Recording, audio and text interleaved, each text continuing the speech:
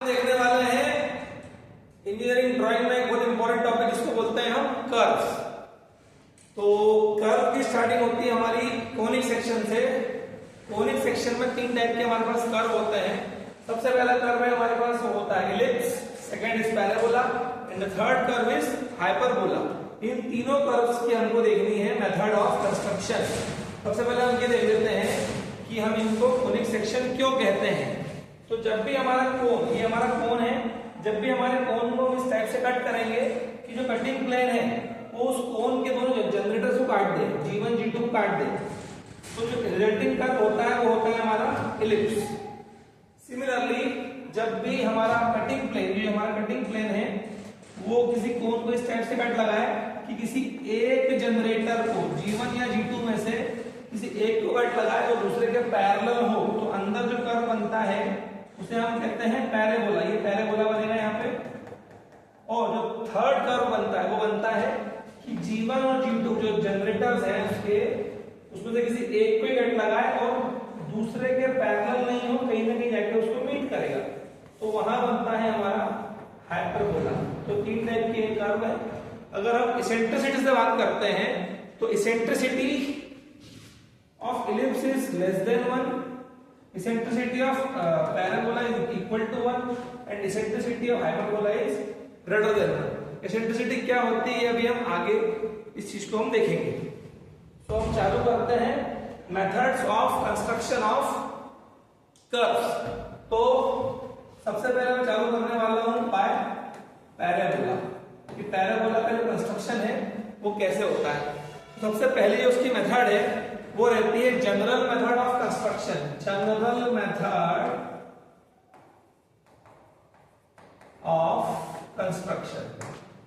अब इसकी जो मेथड है, इसके नाम में जनरल लगा हुआ है। जनरल का मीनिंग होता है कि इस मेथड से हम पैराबोला, हाइपरबोला या इलिप्स तीनों में से हम कोई सा भी कर्व ड्रॉ कर सकते हैं।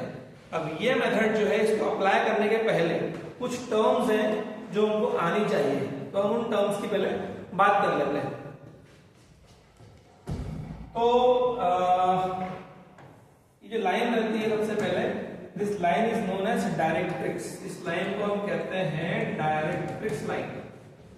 और एक पॉइंट होता है उसको बोलते हैं हम फोकस, एफ फॉर फोकस।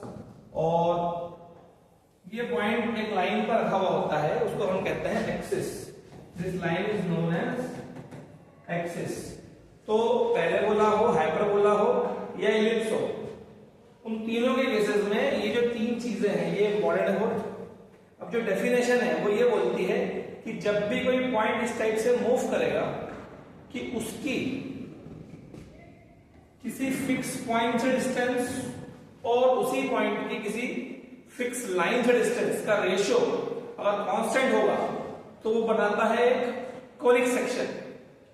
तो लाइक अगर हम पैराबोला की बात करेंगे, पैराबोला के केस में, तो पैराबोला के केस में E होता है E इक्वल टू 1। तो एक्चुअली होता क्या है, हम ये मानते हैं सपोज ये पॉइंट P है, P पॉइंट को अस्यूम करते हैं एक मूविंग पॉइंट।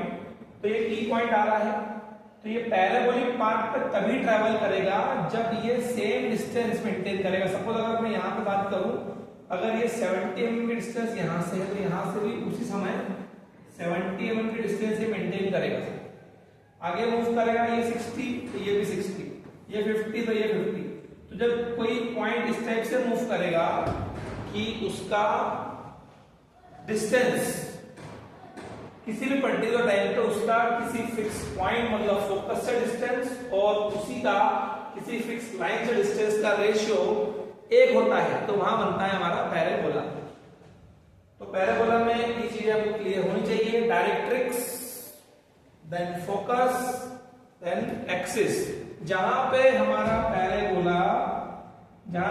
पैराबोला मीट करता है एक्सिस को, इस पॉइंट को हम कहते हैं V होता है हमारा वर्टेक्स।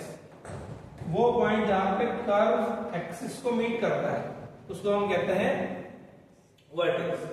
तो अब हम देख रहे हैं इसकी मेथड ऑफ कंस्ट्रक्शन की, जो इसकी मेथड ऑफ कंस्ट्रक्शन है वो क्या है।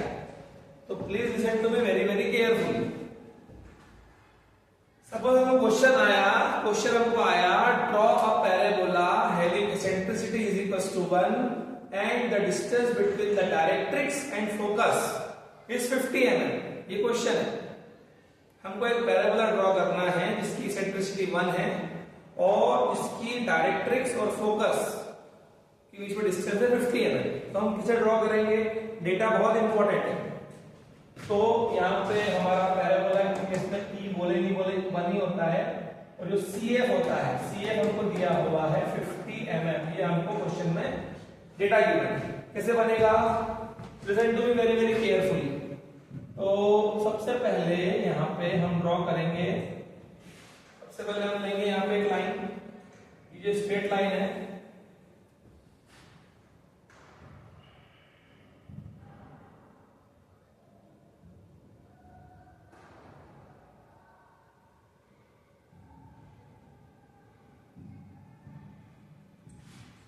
सबसे पहले हम यहाँ पे लेंगे एक स्ट्रेट लाइन। इस स्ट्रेट लाइन का नाम है हमारा AB। So this is our directrix. इसके लेंथ हम कितनी भी अज्यूम कर सकते हैं, जनरली हम 50 सेंटीमीटर अज्यूम करते हैं। इसका मिड पॉइंट लेना है हमें, इसका मिड पॉइंट को C बोला हमने और इसके मिड पॉइंट से हमने एक और लाइन ड्रॉ कर दी, हमने एक और लाइन ड्रॉ कर दी।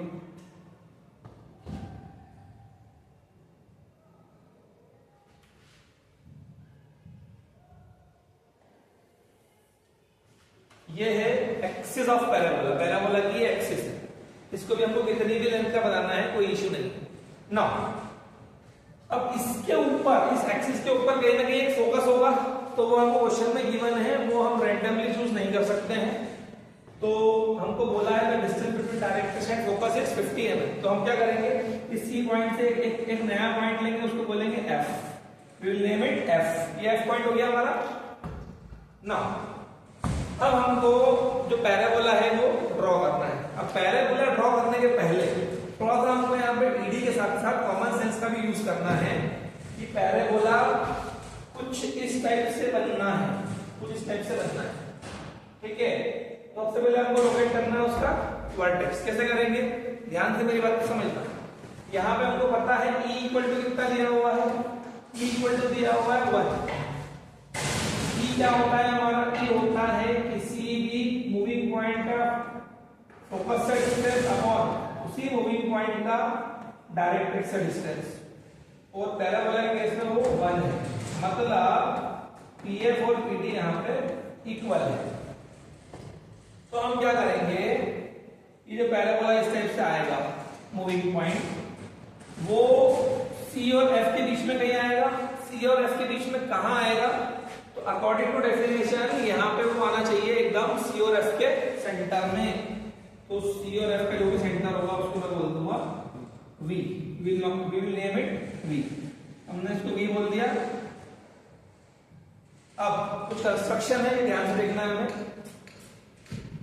V पॉइंट से हमें एक परपेंडिकुलर लाइन ड्रॉप करनी है, ये हमने एक परपेंडिकुलर लाइन ड्रॉप कर दी और हमको डिस्टेंस लेना है VF, taking VF as distance and V as center, draw an arc। तो हमने ये ऐसी एक ड्रॉ आर्क काटी। तो जैसे हम यहाँ पे एक आर्क कट लगाएंगे, यहाँ पे हमको पॉइंट मिलेगा E। This is the point E। E point मिल गया हमको। अब इस E पॉइंट को, E पॉइंट हमें मिला है, ये बहुत क्रिटिकल पॉइंट होता है क्योंकि E पॉइंट पे डिपेंड करता है कि हमारा कर्व कितना ओपन होगा। Now join C with E। C को जोड़ना है आपको E से, और इसी एंगल पे इस लाइन को हमें आगे एक्सटेंड कर देना है। तो इसी एंगल पे हमने इस लाइन को आगे एक्सटेंड कर दिया। नाउ आगे की जो कंस्ट्रक्शन है उसके लिए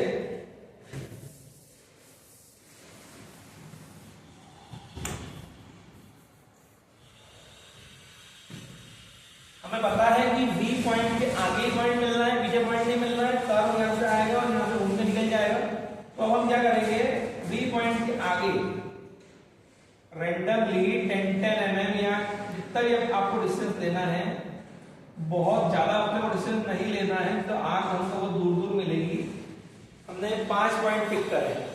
अगर पॉइंट लेते हुए F पॉइंट आए तो उसको कट नहीं करना है।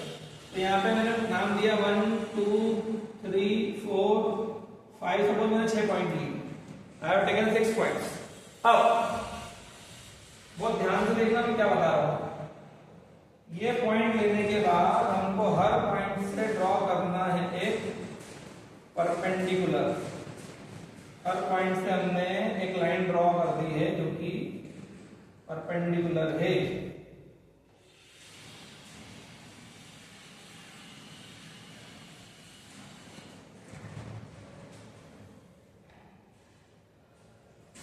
लाइंस ले ली। अब ये लाइंस हमने क्यों ली है? इन लाइंस पे ही हमको जो बाकी पॉइंट्स है वो मिलेंगे, तो उसकी भी एक टेक्निक हमको ध्यान रखनी है। अब हमको जो डिस्टेंस लेना है उसकी बात कर लेते हैं। तो ये यहाँ पे मैंने लिखा है 1, तो यहाँ हो जाएगा 1 डैश, ये 2 तो ये हो जाएगा 2 डैश, ये 3 डैश, 4 डैश, 5 डैश और 6 डैश। अब बहुत ध्यान से देखना है क्योंकि अब एंड है टॉपिक का। डिस्टेंस हमको क्या लेना है? तो डिस्टेंस लेना है 1 1 डैश, 2 2 डैश, 3 3 डैश, 4 4 डिस्टेंस हमको लेते हैं। तो सेंटर अज्यूम करना है हमको, सेंटर मानना है फोकस। तो कैसे करेंगे हम? पहले हम राउंडर लेंगे और डिस्टेंस लेंगे 1 1 डैश, फोकस पे रखेंगे राउंडर का टिप और एक कट ऊपर लगाएंगे, एक कट नीचे लगाएंगे। सिमिलरली डिस्टेंस लेंगे 2 2 डैश, फोकस पर रखेंगे टिप और एक कट ऊपर लगाएंगे, एक कट नीचे लगाएंगे। सिमिलरली 3 डैश लेंगे, फोकस पर रखेंगे, एक कट ऊपर लगाएंगे, एक कट नीचे लगाएंगे। तो जब हम ऐसा करते जाएंगे तो हमको ऐसे पॉइंट मिलते जाएंगे। Finally we will get a parabola. तो पैराबोला हमको मिलेगा, हमको एकदम उसको फ्री हैंड से ड्रॉ करना है। इसको हम कहते हैं फ्री हैंड ड्राइंग। ये हमने फ्री हैंड ड्राइंग कर दी, इस टाइप से हमको करना है। So this free hand drawing is very very important. Free hand drawing.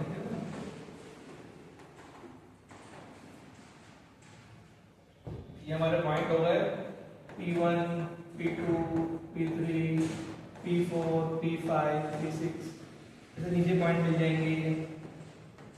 So this is the required parabola। ये हमारा रिक्वायर्ड पैराबोला है।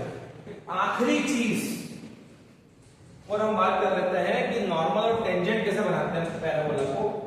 तो उसके लिए इधर देखिए, आपको यहां अज्यूम कर रहा हूं मैं कि इस टाइप से हमारा कर्व बना है। ये हमारा पैराबोला गया। अब सपोज हमको इस पॉइंट को ड्रॉ करना है नॉर्मल टेंजेंट, इसको मैं बोल दूंगा एन। जिस भी पॉइंट पे हमको नॉर्मल टेंजेंट ड्रॉ करना होता है हम वो पॉइंट लेते हैं। नाउ